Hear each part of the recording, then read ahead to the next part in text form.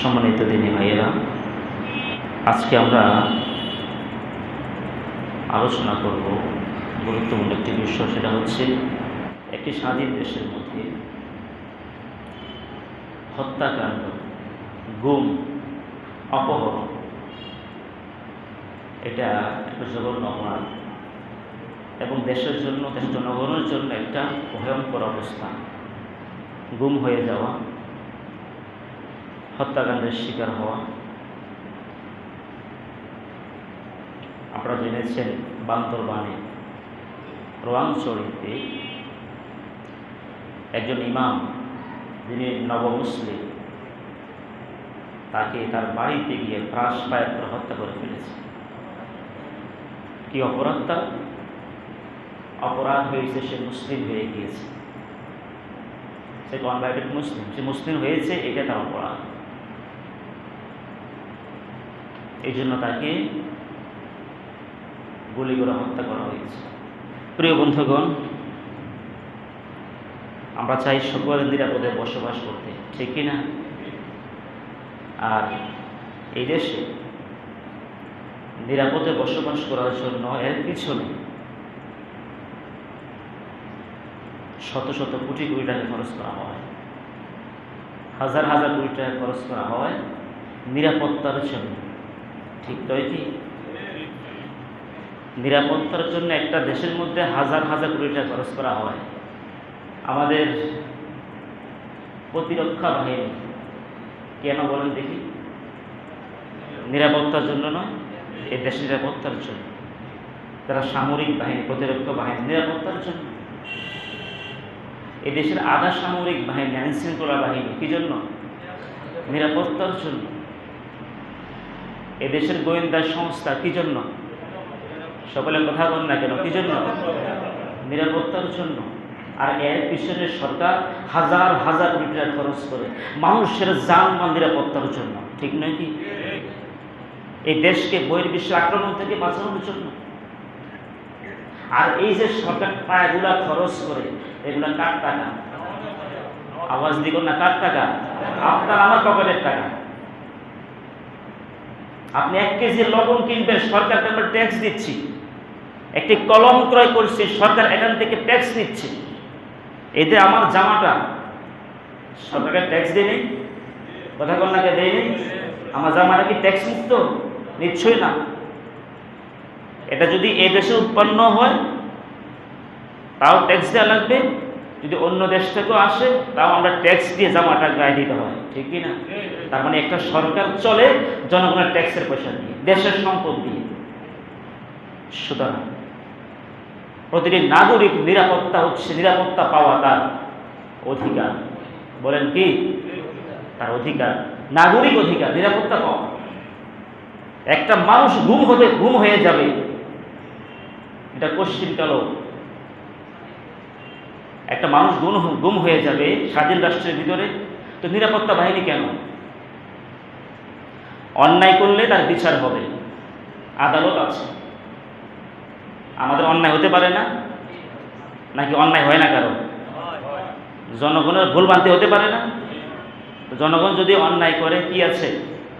আদালত আছে, আইন আছে, রাষ্ট্রীয় আইনে তার বিচার হবে, প্রয়োজন উপযুক্ত বিচার হবে।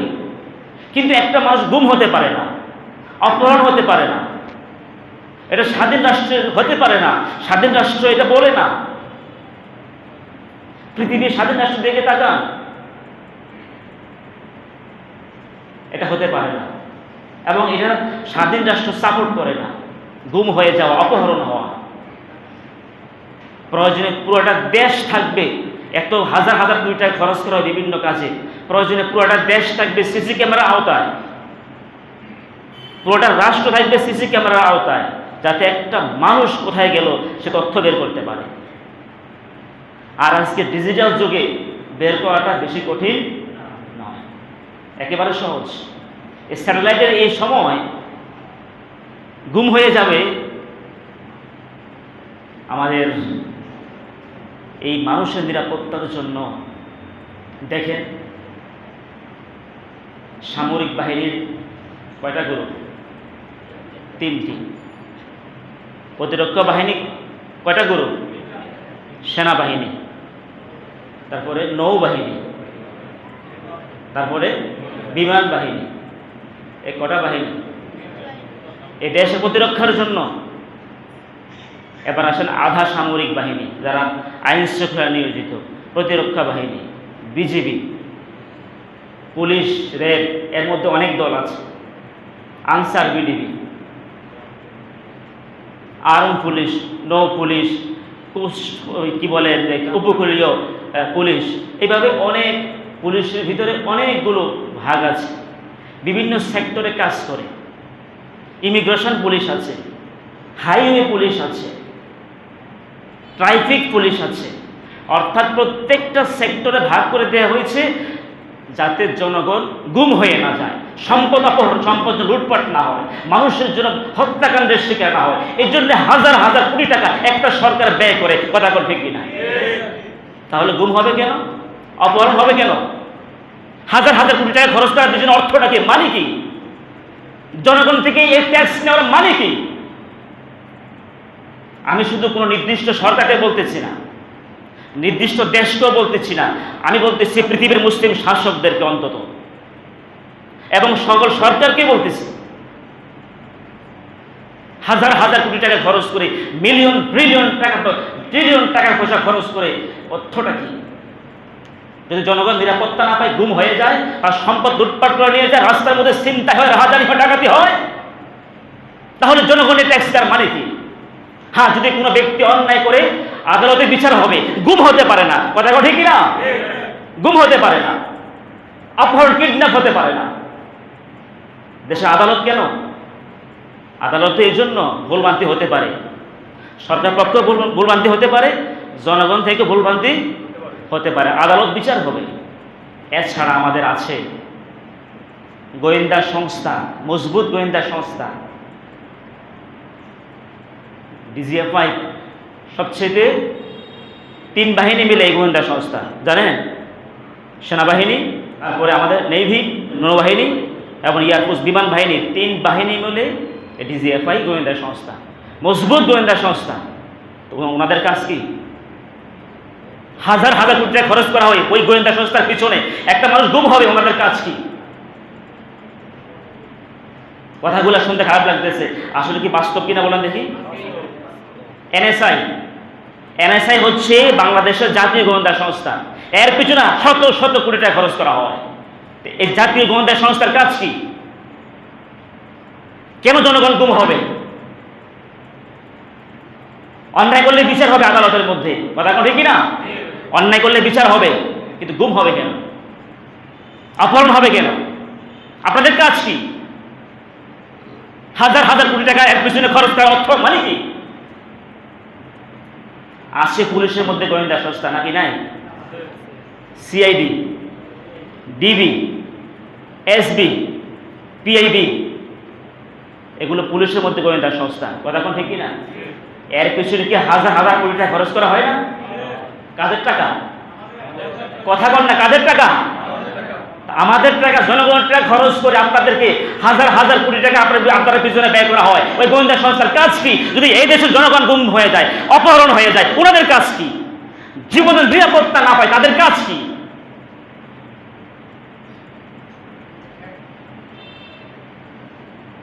কথাগুলো বলতে হচ্ছে আজকে আমরা নিরাপত্তাহীনের মধ্যে আছি, কথা ঠিক কিনা? এখানে হাত তুলে একজন বলেন দেখি তো, হুজুর আমার নিরাপত্তার কোনো ঘাটতি নাই, এই সাহস কারো আছে? ও তুমি বাচ্চা, তোমারও নিরাপত্তা নাই, তুমিও এরকম বাচ্চাও কি হয়ে যায়, চুরি হয়ে যায়, কি বাচ্চা অপহরণ হয় না, নারী শিশু পাচার হয় না, তুমিও নিরাপদ না। তুমি স্কুলে একা গিয়ে দেখবা তুমি আর বিপদে পড়ে যাবে, তোমার আব্বা আম্মা স্কুলে নিয়ে যাবার নিয়ে আসে, এই জন্য বেঁচে রয়েছে। অসংখ্য হাজার হাজার প্রতি বছর আমাদের দেশে শিশু নারী অপহরণ হচ্ছে, পাচার হচ্ছে, এমনকি বয়স্ক মানুষ পর্যন্ত বিভিন্ন খপ্পরে পড়ে, মলমবাড়ির খপ্পরে পড়ে তার কিডনি পর্যন্ত কেটে নিয়ে বিক্রি করে ফেলছে। সুতরাং একজন মানুষ বলতে পারবেন না যে হুজুর আমি 100% নিরাপত্তার মধ্যে আছি, বলতে পারবেন না। কেন? এত হাজার হাজার কোটি টাকা খরচ করার কোনো অর্থ কি? হ্যাঁ, হতে পারে একটা দেশে 2-4% সমস্যা হতে পারে, 1%-2% নিরাপত্তাহীনতার মধ্যে ভুগতে পারে, কিন্তু জনগণ হাত তুলি বা এই দেশবাসী বা যারা সরকারে আছে এবং সরকারের অধীনস্থ আছে, কে হাত তুলে বলতে পারবে হুজুর যে আমি নিরাপত্তার মধ্যে আছি? ওজনে পারবে? হয়তো মুসলিম কয়েকজনকে কঠিন নিরাপত্তার মধ্যে রাখা হয়েছে, ওনারা ছাড়া। কেন? নিরাপত্তার মধ্যে কি 2-1 থাকবে নাকি সবাই থাকবে? সবাই থাকতে হবে, কারণ সবার টাকা এখানে খরচ করা হয়, আপনার আমার পকেটের টাকা খরচ করা হয়, আপনার আমার উপার্জিত অর্থ এখানে খরচ করা হয়, ট্যাক্সের মাধ্যমে আমার থেকে নেওয়া হচ্ছে, আপনার থেকে নেওয়া হচ্ছে। প্রিয় বন্ধুরা, কথাগুলো তো অপ্রিয় সত্য, কথাগুলো আপনাদের কাছে অপ্রিয়, কিন্তু মিথ্যা বলছি? আওয়াজ দিয়ে না মিথ্যা বলছি? মানে বলতেও রাজি না, সাক্ষী দিতেও রাজি না, না জানি আমাদের কোন বিপদ আসে। হুজুরে কর, হুজুর বিপদে বেড়া যায়, শেষ, আমরা বাঁচি যাই। সব হলে এই তালে, বেশিরভাগ এই তালে যে হুজুরে যাক শেষ হইয়া আমরা ঠিক থাকি। যে না, সবাই বিপদে পড়তে হবে। যদি আমরা সত্যের পক্ষে ঐক্যবদ্ধ না থাকি, সবাই বিপদে পড়তে হবে, বাঁচতে পারবেন না, বাঁচতে পারবেন না। সুতরাং হত্যাকাণ্ড এবং গুম হয়ে যাওয়া এটা ইসলামের জঘন্য অপরাধ এবং একটা স্বাধীন দেশে জঘন্য অপরাধ। হত্যাকাণ্ড বছরে 2-1 কেস হতে পারে, ওটারও বিচার হবে, কিন্তু যখন অহরহ হয়, এমন কোন দিন আছে হত্যাকাণ্ড হয় না? প্রিয় বন্ধুগণ,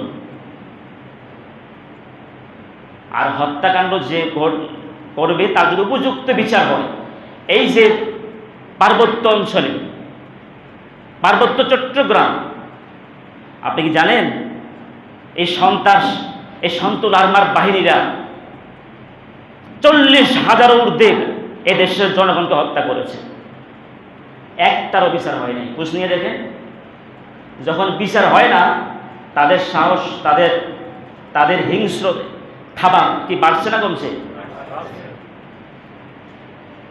আপনি জরিপ নিয়ে দেখেন বিভিন্ন পত্রপত্রিকায়, 40,000 ঊর্ধ্বে এদেশের বাঙালি, এই বাংলাদেশের মানুষকে হত্যা করেছে এই সন্ত্রাসীরা। কয়টা বিচার হয়েছে খোঁজ নিয়ে দেখেন।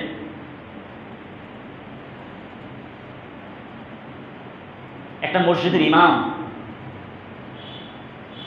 সে নবমুসলিম, কনভার্টেড মুসলিম। আচ্ছা বলেন দেখি, এই দেশে একটা নাগরিক স্বেচ্ছায় আদালতে গিয়ে হলফনামা দিয়ে মুসলিম হওয়া, এটা কি কোনো অপরাধ আছে? দেশের আইনে আছে না? কথা কোন আছে কি না?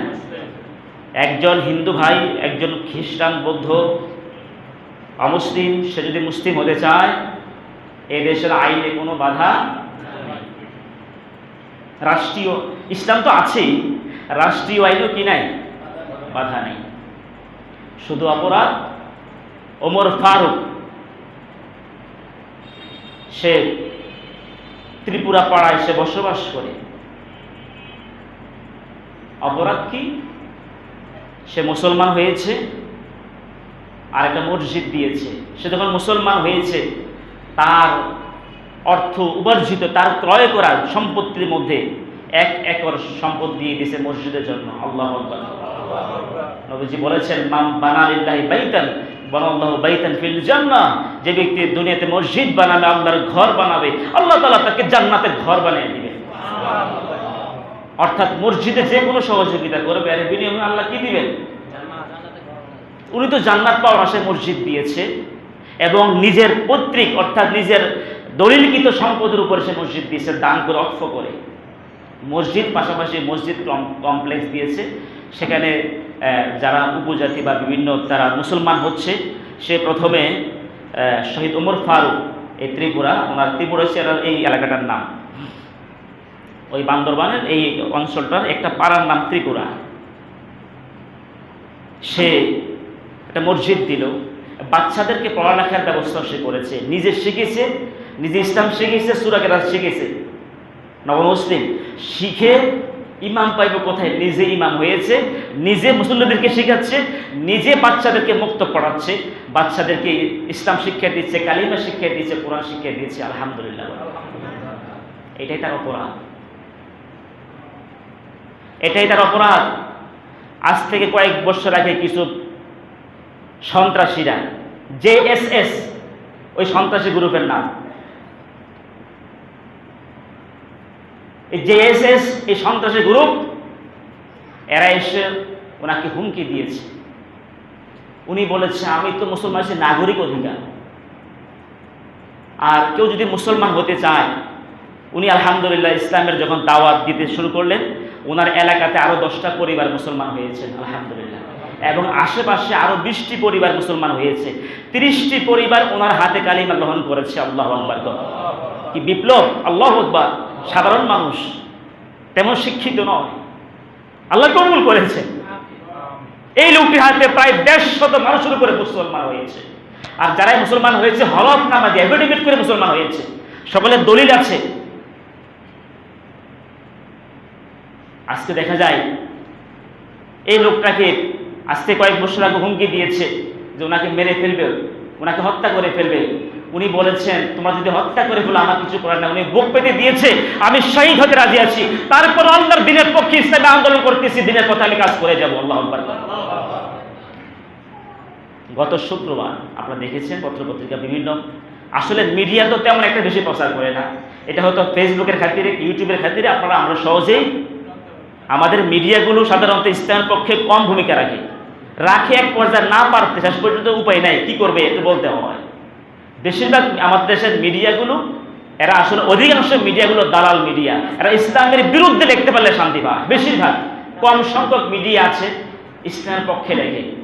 তাও কোনো মিডিয়া যদি ইসলামের পক্ষে যদি 2টা কথা প্রচার করে, ওই কুফফারদের পক্ষে 10-20টা কথা প্রচার করবে। ইসলামের পক্ষে এদের প্রচারণা কম, কম সংখ্যক মিডিয়া আছে ইসলামের পক্ষে প্রচারণা করে, যেগুলো স্যাটেলাইট মিডিয়াগুলোর কথা বলতেছি, অনুমোদিত গভর্নমেন্ট অনুমোদিত মিডিয়ার কথা বলতেছি আমি।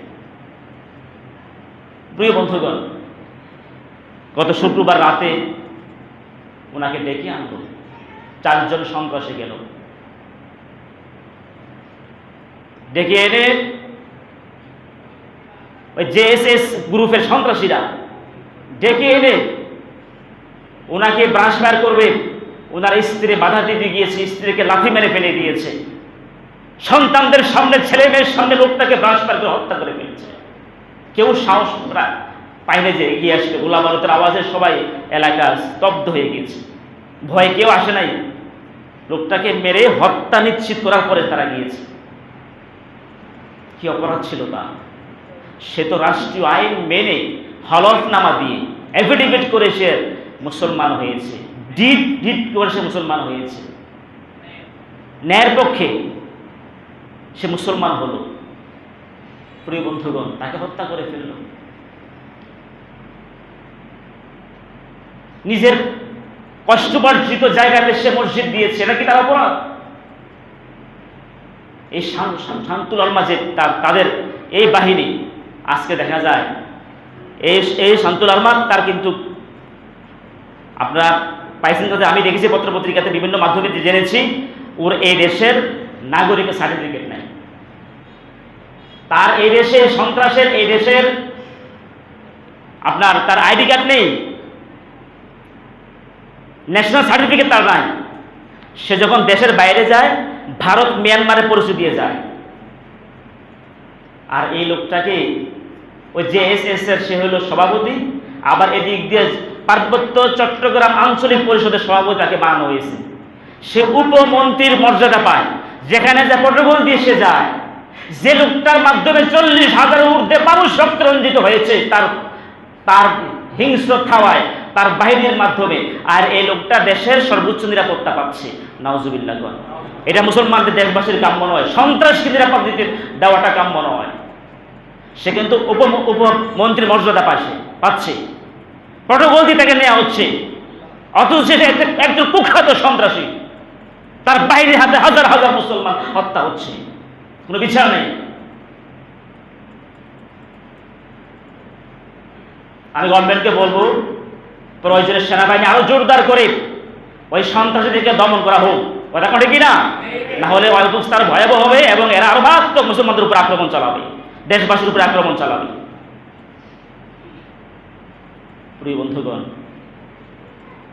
হত্যাকাণ্ড, গুমটা একটা গুপ্ত হত্যা, গুমের মাধ্যমে গুপ্ত হত্যা করা হয়। এই সমস্ত অন্যায় যারা করবে, আল্লাহ তাআলা স্পষ্ট ভাষা বলে দিয়েছেন, মা কাতালা নাফসান বিগাইরি নাফসিন ওয়া ফাসাদিন ফিল আরদি ফাকান্নামা কাতালা আন-নাস জামিআ।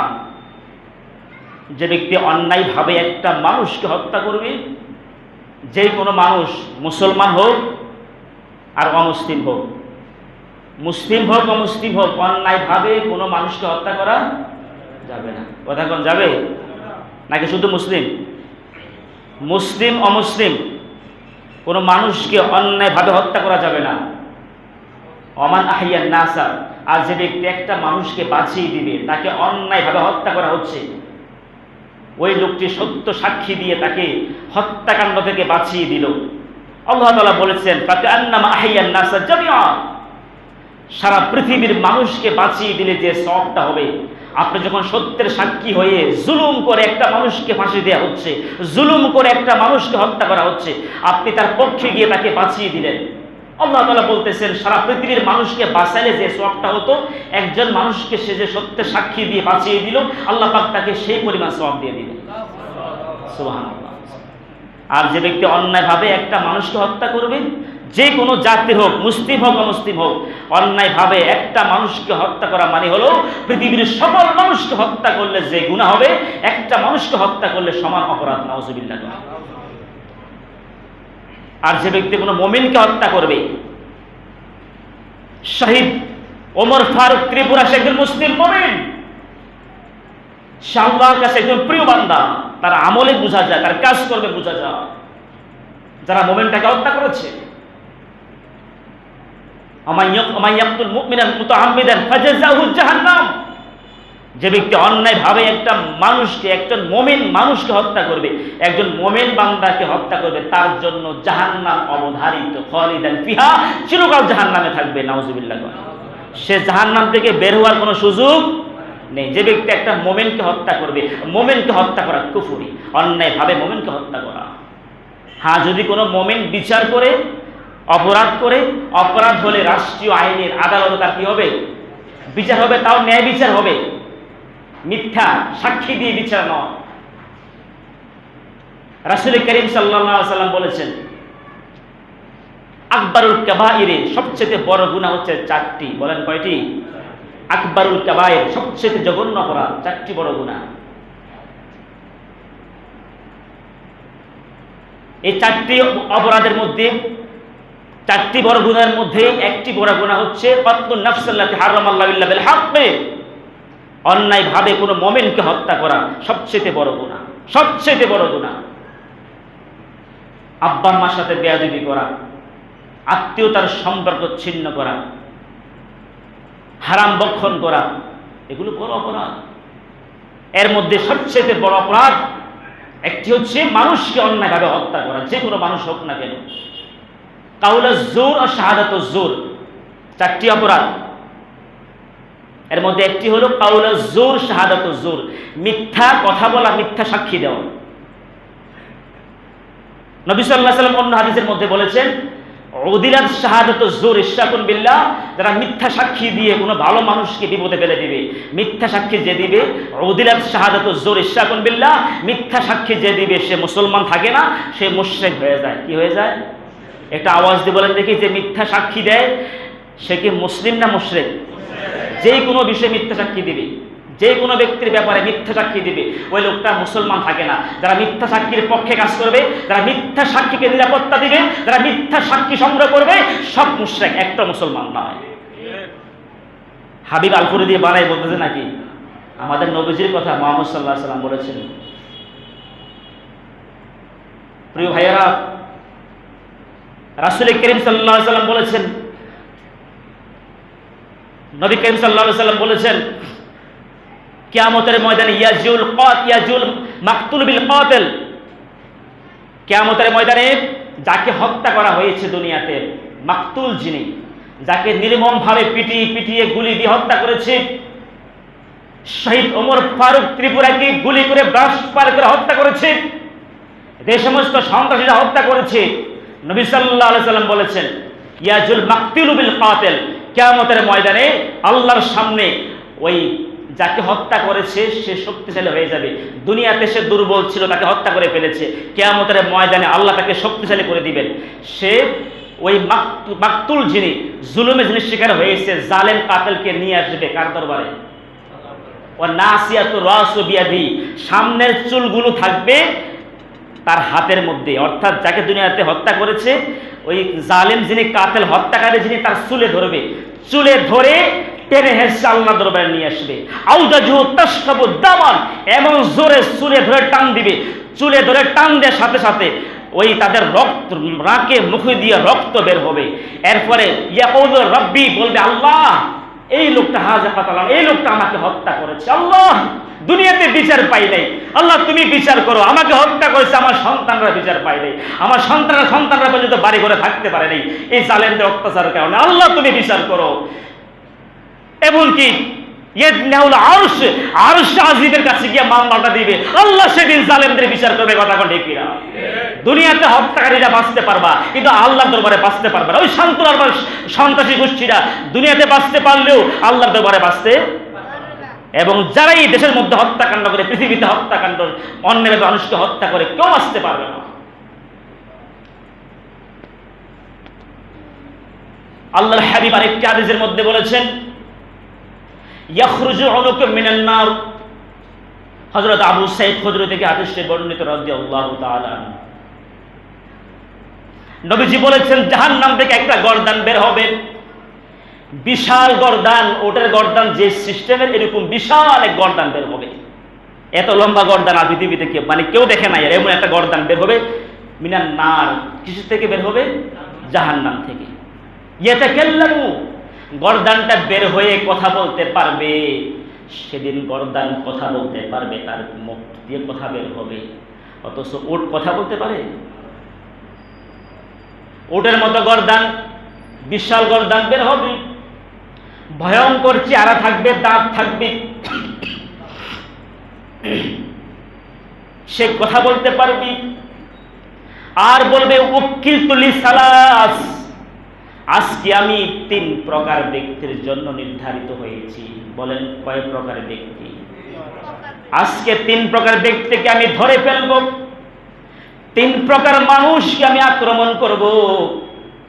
নাম্বার 1 হলো জাব্বার, যারা দুনিয়াতে স্বৈরাচার শাসক ছিল, যারা দুনিয়ার মধ্যে জালিম শাসক ছিল, জনগণের উপরে অন্যায়ভাবে অত্যাচার করত, ওই জালিম শাসকদেরকে আজকে আমি ধরব। আমান কাতালা নাফসান বিগাইরি নাফসিন, আর যারা দুনিয়াতে বেগাইর হক, অন্যায়ভাবে মানুষকে হত্যা করেছে, তাদেরকে ধরব।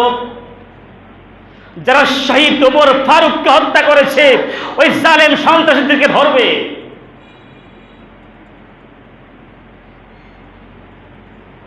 এরপরে যারা মিথ্যা সাক্ষী দেয় তাদেরকে ধরব। ধরে ধুমরে মুসরে খাবার দিয়ে ধরবো, এদেরকে কামড়ে ধরবো, ধুমরে মুসরে গবরাতি জাহান্নাম, এই 3 প্রকারের লোককে জাহান্নামে নিক্ষেপ করে দেব। আল্লাহু আকবার। সেদিন বাঁচতে পারবে? যারা দুনিয়াতে হত্যাকাণ্ড করে, গুম করে, মানুষের উপরে জুলুম করে দুনিয়াতে বাঁচতে পারবা, কিন্তু হাসরের ময়দানে আল্লাহর দরবারে বাঁচার কোনো সুযোগ নেই। এই জন্য হত্যাকাণ্ডের বিচার যদি না হয়, দিন দিন হত্যাকাণ্ড বাড়বে না কমবে? আল্লাহ সুবহানাহু ওয়া তাআলা বলেছেন ফিল কিসাসি হায়াতুন, কেসাসের মধ্যে জীবন আছে। কেসাস মানে যদি কেউ আপনাকে হত্যা করে, তাকেও আদালত হত্যা করে ফেলবে, সঠিক বিচার করবে। এমন যেন না হয় হত্যাকাণ্ড করছে একজন, বিচার হয় আরেকজনের উপরে। এমন অন্যায় বিচার হলে হত্যাকাণ্ড বাড়বে না কমবে? বাড়বে। ঘুষ দিয়ে জজ কিনে ফেলে, আদালত কিনে ফেলে হত্যাকারী বেঁচে যায়। যে আদালতে ঘুষ কারবার যখন বেশি চলে, এই দেশে হত্যাকাণ্ড বাড়ে না কমে? আরো, কারণ সে তো মুক্তি পেয়ে যাচ্ছে। আল্লাহ তাআলা বলেছেন ফিল কিসাস হায়াত, যখন ন্যায় বিচার হবে, হত্যাকাণ্ডের উপযুক্ত বিচার হবে, এর মধ্যে জীবন আছে। তো জীবন কি? একজন মানুষ মেরে ফেলছে, তাকেও মেরে ফেলবে, দুইটা জীবন চলে গেল, জীবন কি? আরে ভাই, জীবন হচ্ছে যে হত্যা করেছে তাকেও আদালত হত্যা করে ফেললো, এর দ্বারা গোটা দেশবাসী হত্যাকাণ্ড থেকে বেঁচে যাবে। আল্লাহু আকবার।